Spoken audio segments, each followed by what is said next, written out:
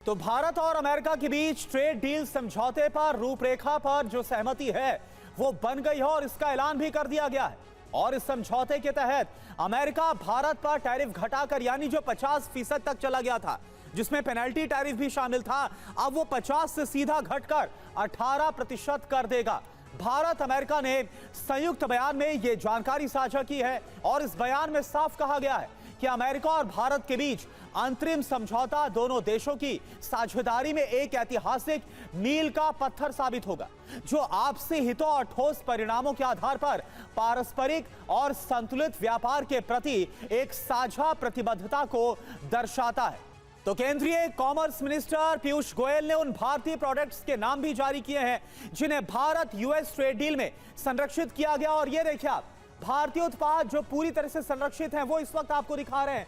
इसमें जो फल हैं और इसके अलावा साइट्रस फल है वो एक एक करके आपके सामने, जैसे केला है, आम है, स्ट्रॉबेरी है, संरक्षित चेरी है, इसके बाद सूखा आलू बुखारा है, सूखा सेब है, इमली है, सिंघाड़ा गिरी है और अन्य सूखे फल, इन सबको संरक्षित किया गया। ये वो भारतीय फल उत्पाद है। इसके अलावा अगर साइट्रस फल, अगर खट्टे फलों की बात करें तो उन्हें भी जिन्हें संरक्षित किया गया। और सबसे बड़ी बात, जो भारतीय डेयरी उत्पाद हैं वो पूरी तरह से सुरक्षित है इस डील में, यानी कि यहां पर कोई भी समझौता नहीं किया गया और जो अमेरिका है वो कोई भी दबाव इसको लेकर नहीं बना सकता। भारतीय कृषि उत्पाद जो पूर्णतः संरक्षित है, सब्जियां और फ्रोजन सब्जियां, वो आपको बता रहे हैं। ये लिस्ट आपके सामने, प्याज, आलू, मटर, फलियां, मशरूम, तोरी, कुंदरू, इसके अलावा शकरकंद, काबुली चना, शिमला मिर्च, खीरा, लहसुन, कद्दू, भिंडी, ये वो सब्जियां और फ्रोजन सब्जियां हैं जिन्हें पूरी तरह से संरक्षित किया गया। और जैसा भारत सरकार की तरफ से बार बार यह कहा जा रहा था कि जो हमारे किसान हैं, जो सब्जी उत्पादक हैं, उनके साथ